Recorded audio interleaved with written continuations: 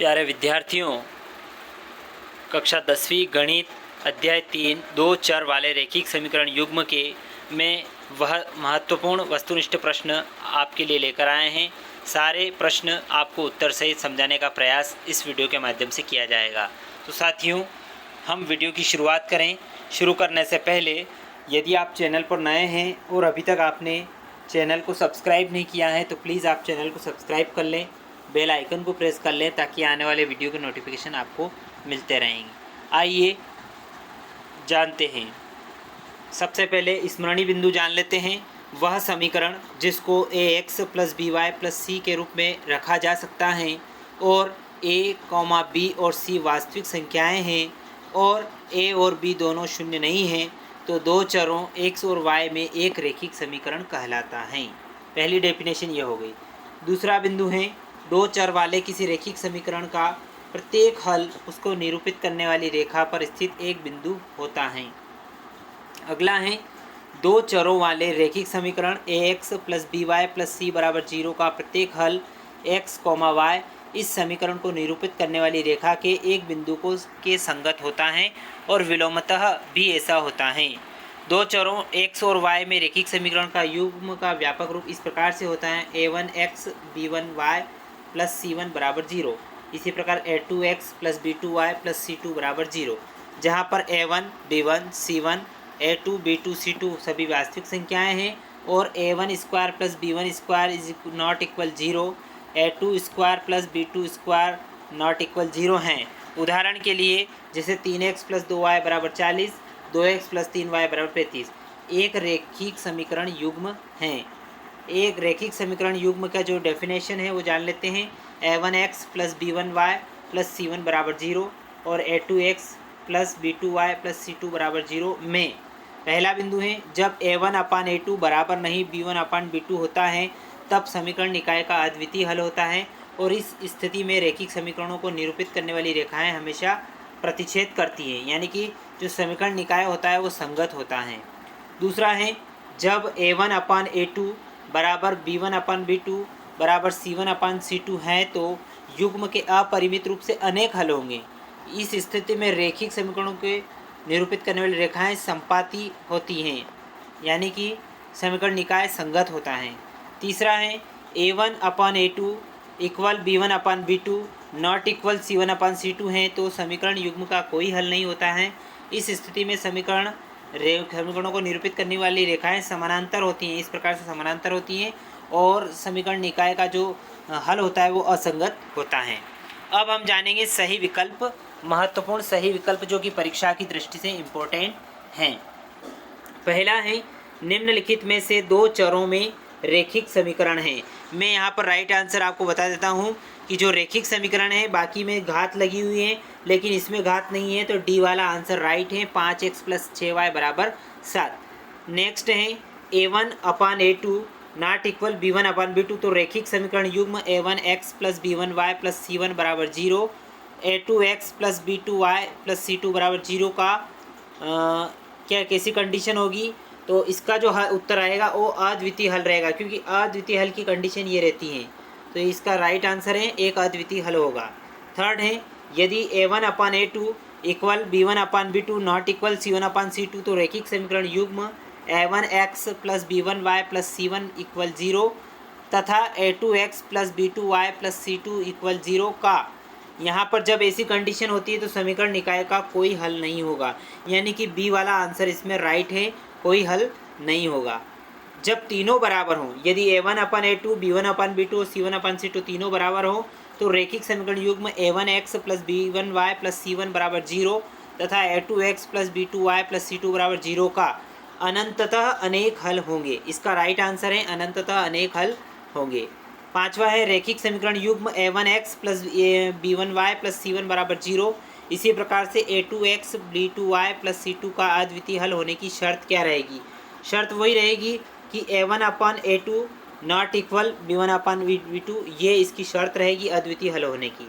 इसी प्रकार से कोई हल नहीं होने की शर्त क्या रहेगी? इक्वेशन वही है, कोई हल न होने की शर्त ये रहेगी a1/a2 b1/b2 ≠ c1/c2, ये कोई हल न होने की शर्त रहेगी। अब बात करते हैं कि समीकरण वही है, लेकिन समीकरण के अनंततः अनेक हल होने की शर्त, अनेक हल होने की शर्त में तीनों कंडीशन बराबर रहती हैं। A1/A2 equal B1/B2 equal C1/C2, यानी कि तीनों जो है वो अनुपातिक इक्वल रहेगा, यहाँ पे बराबर रहेगा। अब हम जानेंगे रिक्त स्थानों की पूर्ति कीजिए। पहला है समीकरण 2x + 3y = 5 में यदि x बराबर 1 है तो y बराबर कितना होगा। यहाँ पर मैं क्लियर कर देता हूँ, जैसे x की जगह 1 रख देते हैं अपन, तो 2 एकम 2, 2 5 में से घटाएंगे 3 आ जाएगा, 3y बराबर 3, यानी 3 से 3 कट जाएगा तो y बराबर कितना आ जाएगा, 1 आ जाएगा। तो इसका राइट आंसर है 1। दूसरा है वह समीकरण जिसको ax + by + c = 0 के रूप में रखा जा सकता है, जहाँ a, b और c वास्तविक संख्याएं हैं और a और b दोनों शून्य नहीं हैं। दो चरों x और y में एक रेखिक समीकरण कहलाता है। इसका जो राइट आंसर है वो है रेखिक समीकरण कहलाता है। अगला है कि समीकरण 2x + y = k में x बराबर 2 है, यानी कि y बराबर 1 है, तो k का मान, तो x की जगह 2 रख देते हैं, तो 2 × 2, y की जगह 1 रख देते हैं, 2 दूनी 4 और 1 कितने हो जाएंगे, 5। तो इसका राइट आंसर आ जाएगा 5। अब जान लेते हैं सत्य। दो चरों में एक रेखिक समीकरण के अनेक हल होते हैं। सत्य पहला राइट है। दूसरा है रेखिक समीकरण का प्रत्येक हल उसको निरूपित करने वाली रेखा पर स्थित एक बिंदु होता है, ये भी सत्य है, राइट है। तीसरा है समीकरण निकाय 2x - 3y = 7, 4x - 6y = 14 निरूपित करने वाली रेखाएं प्रतिच्छेद होगी, ये प्रतिच्छेद नहीं होगी, इसलिए ये असत्य है, क्योंकि यहाँ पर समीकरण निकाय के अनंततः अनेक हल आ रहे हैं, तीनों कंडीशन यहाँ पर बराबर हो रही हैं। अब बात करते हैं सही जोड़ी मिलाइए। पहला कंडीशन है a1x + b1y + c1 = 0, a2x + b2y + c2 = 0 का अद्वितीय हल। अद्वितीय हल की कंडीशन मैंने आपको बता रखी है, a1/a2 ≠ b1/b2। इसके बाद दूसरा है दो चरों में रेखिक समीकरण का व्यापक रूप, तो इसका व्यापक रूप यही है, ax + by + c = 0। अगला a1/a2 = b1/b2 ≠ c1/c2, तो ये जो है समीकरण का जो कोई हल नहीं होगा, यानी कि इसका तीसरे के जस्ट सामने वाला ही राइट है कि इसका कोई हल नहीं होगा। चौथा है a1x b1y + c1 = 0 तथा a2x b2y c2 = 0 में a1/a2 b1/b2 c1 जब तीनों कंडीशन बराबर होते हैं तो निकाय द्वारा निरूपित रेखाएं कैसी होगी, संपाती होगी, यानी पांचवा राइट आंसर है। और लास्ट पांचवा है x + 2y + 3 = 0 में यदि x बराबर 0 है तो y का मान कितना आएगा, y का मान आएगा -3/2। तो साथियों ये थे वस्तुनिष्ठ। अब कुछ एक शब्द में उत्तर हैं, ये भी मैं आपको बता देता हूँ, उसके बाद अपन आगे बढ़ते हैं।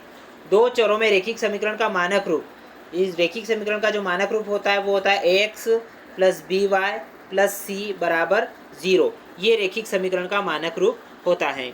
दूसरा है समीकरण रेखिक समीकरण y = mx + 3 में यदि x बराबर -2 है, y बराबर 5 है, तो m का मान क्या होगा। सिंपल है, y की जगह अपने रख दिया 5, mx यानी कि 2m आ जाएगा माइनस के और प्लस के 3, तो प्लस के 3 हम माइनस इसमें से घटाएंगे, 5 में से 3 जाएंगे तो 2 बचेंगे, 2 से 2 का भाग देंगे तो -1 आ जाएगा। तो इसका राइट आंसर है -1। लास्ट है यदि 2 संतरों और 5 सेबों का मूल्य 70 है तो इस स्थिति में रेखिक समीकरण क्या बनेगी। तो 2 संतरों के लिए 2x, 5 सेब के लिए 5y = 70, ये रेखिक समीकरण बनेगी, 2x + 5y = 70। तो साथियों यहाँ पर आशा करता हूँ कि चैप्टर 3 जो है जो दो चर वाले रेखिक समीकरण युग्म के इसके महत्वपूर्ण वस्तुनिष्ठ प्रश्न आपको स्पष्ट रूप से समझ में आ चुके होंगे। यदि आपको वीडियो अच्छा लगे तो इस वीडियो को लाइक करें, ज़्यादा से ज़्यादा अपने जितने भी साथी हैं, शिक्षक साथी हों चाहे विद्यार्थी मित्र हों, सभी अपने साथियों को वीडियो शेयर करें, जितने भी व्हाट्सएप ग्रुप, फेसबुक ग्रुप या इंस्टाग्राम ग्रुप, जितने भी ग्रुप हैं, ताकि परीक्षा की दृष्टि से ये उनकी मदद हो सकें। एक बार और आपसे निवेदन है, यदि आपने अभी तक चैनल को सब्सक्राइब नहीं किया है तो प्लीज़ आप चैनल को सब्सक्राइब कर लें, बेल आइकन को प्रेस कर लें, ताकि आने वाले वीडियो के नोटिफिकेशन आपको मिलते रहेंगे। साथ ही साथ वीडियो को आप शुरू से अंत तक ज़रूर देखें। 2-3 बार अगर आप वीडियो देखेंगे तो सारे वस्तुनिष्ठ प्रश्न आपको ज़रूर याद हो जाएंगे। बहुत बहुत धन्यवाद। जय हिंद, जय भारत।